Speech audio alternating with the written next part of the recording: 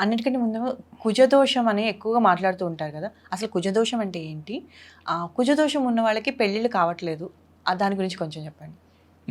కుజదోషం ఉన్న వాళ్ళకి పెళ్ళిళ్ళు కావడం లేదు అన్న దాని మీద ఫస్ట్ వస్తాను. కుజదోషం 100కి 70 మందికి ఉంటుంది కుజదోషం, కాబట్టి చాలా మందికి పెళ్ళిళ్ళు అవుతున్నాయి. ఓకే, కుజదోషం ఉన్న వాళ్ళకి పెళ్ళి అవ్వడం లేదు అంటే ఇది సినిమాల్లో చూపెట్టారు, అక్కడ ఇక్కడ మీకు సినిమాల్లో చూపించారు. ఈ అమ్మాయికి ఎందుకు పెళ్ళి అవ్వలేదంటే ఏదో 80s 90s 2000 ఎర్లీ 2000 వరకు ఈ అమ్మాయి కుజదోషం ఉంది అందుకు పెళ్ళి అవ్వలేదు అని. ఇది కూడా సామెత మాత్రం. వాళ్ళ 100కి 70 మందికి కుజదోషం ఉంటున్నప్పుడు 100కి 70 మందికి పెళ్ళి అవుతున్నాయా లేవా? అవుతున్నాయి. ఇప్పటికీ ఏంటంటే ప్రస్తుతానికి ఆ పర్సంటేజ్ అరౌండ్ <0.1% ఎంతో ఉంది పెళ్ళి అవ్వని వాళ్ళ పర్సంటేజ్. సో 70 మందికి పెళ్ళి అవుతుందిగా, 170 మందికి. అసలు కుజదోషము అని అంటే ఏంటంటే దీన్ని D1 చార్ట్లో చూస్తారు. దీంట్లో కూడా భిన్నాభిప్రాయాలు చాలామందికి ఉన్నాయి.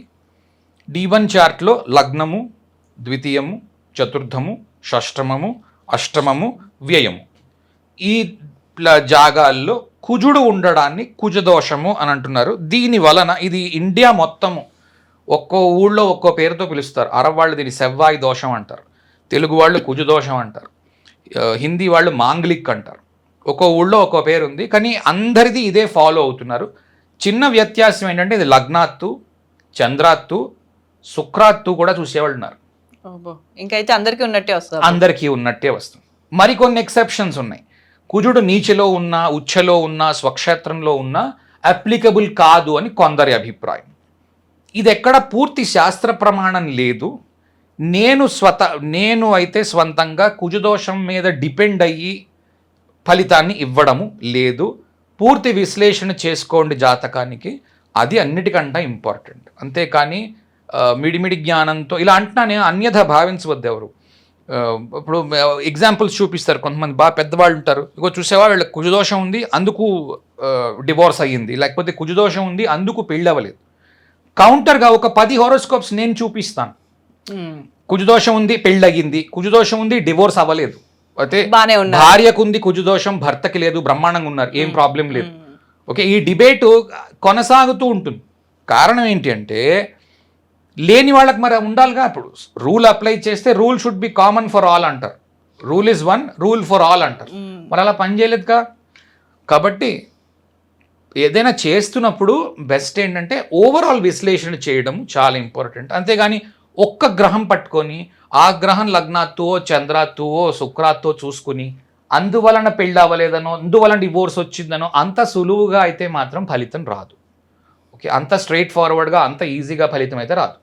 3 చోట్ల 4 చోట్ల ప్రాబ్లం లేకుండా రకరకాల దశల్లో చూపించకుండా, ఎందుకంటే ఇప్పుడు భార్యాభర్త విడిపోవాలనో లేకపోతే పెళ్ళి అవ్వకూడదు అంటే, పెళ్ళి అవ్వాలనుకోండి ప్రయత్నాలు ఎప్పుడు మొదలెడతారు, ఏదో 20 ఏళ్ళకి మొదలెడతారు. 30 ఏళ్ళ దాకా మ్యారేజబుల్ ఏజ్ అంటే దేశము కాలము పరిస్థితి బట్టి 30 ఏళ్ళ దాకా ఇప్పుడు చేసుకుంటున్నారు. కొంతమంది 35కి కూడా చేసుకుంటున్నారు. మావాడు ఇంకా చిన్నవాడండి అంటున్నారు. ఇంకా కొద్ది రోజులు పోతే 38 వచ్చినా చిన్నవాడు అంటారు. కాలంలో వస్తున్న మార్పు కదా, మనం దాన్ని కాదనకూడదు. కాలంలో వస్తుంది మార్పు, నిజమే, కరెక్టే. చిన్నవాడే 35 ఏళ్ళకి కూడా చేసుకుంటారు. మరి కొద్ది రోజులు పోతే మరో 10 ఏళ్ళు పోతే సెటిల్ అవ్వట్లేదు. మరి ఉద్యోగం రావాలి, భార్యను పోషించే స్తోమత ఉండాలి, ఎల్కేజీకి స్కూల్కి ఫీజు కట్టాలంటే 2 లక్షలు కట్టాలి. ఇప్పుడు డ్యూయల్ ఇన్కమ్ మళ్ళీ ఉదయం ఏదో ఉద్యోగం చేయాలి, సాయంత్రం మరోటి చేయాలి కదా. అవన్నీ చేయాలంటే మరి వాడికి మన బొడ్డు సరిపోదు. వాడికి ఇంతకుముందంటే 25 ఏళ్ళకి చేసేవారు, 25 ఏళ్ళు దాటికి పెళ్ళి ఏంటి అనేవారు. ఇప్పుడు అలా కాదు, 35 40 వచ్చిన తర్వాత కూడా చేసుకుంటున్నారు పెళ్ళి. తప్పని నేను అనట్లేదు.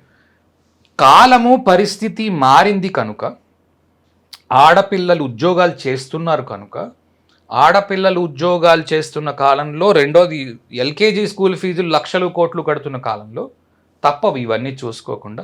కుజదోషం ఒక్కటి చూసుకుని దీనివల్లనే పెళ్ళి చేసుకోకపోవడం తప్పు, లేకపోతే ఈ కుజదోషం ఒక్కటే ఉంటే చాలు మిగిలినవన్నీ వదిలేయచ్చు అని చేసుకోవడం కూడా 2 తప్పు అవుతుంది. 36 పాయింట్లు తీసుకోవడము, లేకపోతే కుజదోషము ఒకటి కన్సిడర్ చేయడము, అయితే 2 మాత్రం చూడడము, ఇది చాలా తప్పు విషయము. 3 చూడండి, D1 చార్ట్ చూడండి, D9 చార్ట్ చూడండి, రాబోయే దశలు కనీసం ఒక 20 ఏళ్ళు 30 ఏళ్ళు చూడండి.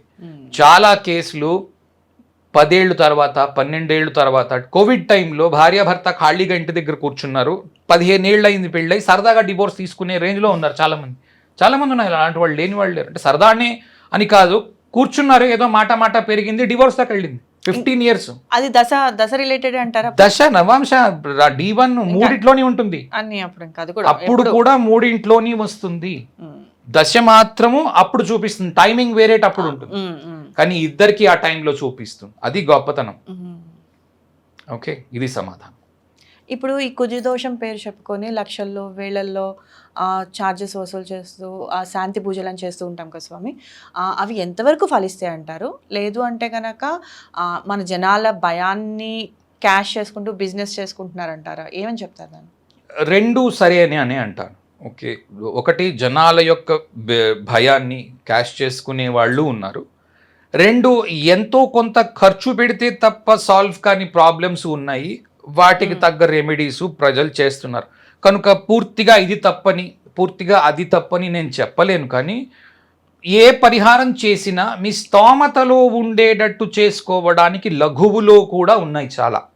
అంటే ఉదాహరణకి ఇప్పుడు ఒక వ్యక్తి దగ్గరికి వెళ్ళారు, ఫలానా దోషం ఉంది అని అన్నారు, ఐడెంటిఫై చేశారు, దానికి ఏదో రెమెడీ ఉంది అన్నారు, 3 లక్షలు కట్టండి అని అన్నారు. 3 రూపాయలు లేనివాడు 3 లక్షలు ఏం కట్టగలడు? నేను అయ్యా 3,000 అయితే కట్టగలను అని అన్నాడు అనుకోండి, 3,000లో ఉండే రెమెడీస్ ఉంటాయి, అవి కూడా చేయొచ్చు. వారి స్తోమతకి తగ్గట్టుగా ఉండే రెమెడీలు చాలా చేయొచ్చు. అన్నిటికంటే ఈ రోజుల్లో ఇంపార్టెంట్ ఏంటి అంటే, నేను స్పెసిఫిక్గా నక్షత్రాల మీద ఫలానా నక్షత్రము సప్తమానికి కనెక్షన్లో ఉన్నప్పుడు, D1కి కనెక్షన్లో ఉన్నప్పుడు, అంటే అధిపతి, డిస్పోజిషను, కస్ప్, ఈ 3 కనెక్షన్స్లో ఉన్నప్పుడు ఏ నక్షత్రాల కనెక్షన్స్లో ఉంటే ఏం ప్రాబ్లమ్స్ ఎక్కడి నుంచి వస్తాయి? అత్తగారి వైపు నుంచి వస్తుందంటే అమ్మాయికి పెళ్లి చేస్తున్నారు, అత్తగారు వాళ్ళ ఇబ్బంది వస్తుందా, ఆడబడుచు వాళ్ళ ఇబ్బంది వస్తుందా, భర్త వాళ్ళ ఇబ్బంది వస్తుందా, ఉద్యోగం చేయట్లేదని ఇబ్బంది వస్తుందా, ఈ ప్రతి వారికి ఎక్కడో దగ్గర చిన్న కాంప్రమైజ్ ఉంటుంది. మనందరం కాపురం చేస్తున్న వాళ్ళమే, అందరినీ అడగండి. ఇప్పుడు మీరు రంధ్రాన్వేషణ మొదలు పెడితే మీ భర్త ఫలానా విషయంలో చెడ్డ అని మీరు మొదలుపెట్టి భూతద్దం పట్టుకుంటే, లేదా ఆయన పట్టుకుంటే బోల్డ్ కనిపిస్తాయి, చాలా వస్తాయి బయటికి. ఇప్పుడు నా దగ్గర నా భార్యని అడిగారు అనుకోండి, 100 తీయగలదు బయటికి. నేను నా భార్య గురించి చెప్పాలంటే 100 తీయగలదు, కానీ ఎక్కడో దగ్గర కాంప్రమైజ్ అయ్యి ముందుకు వెళ్తున్నాను కదా, సో ఎక్కడ వస్తుంది ఇబ్బంది?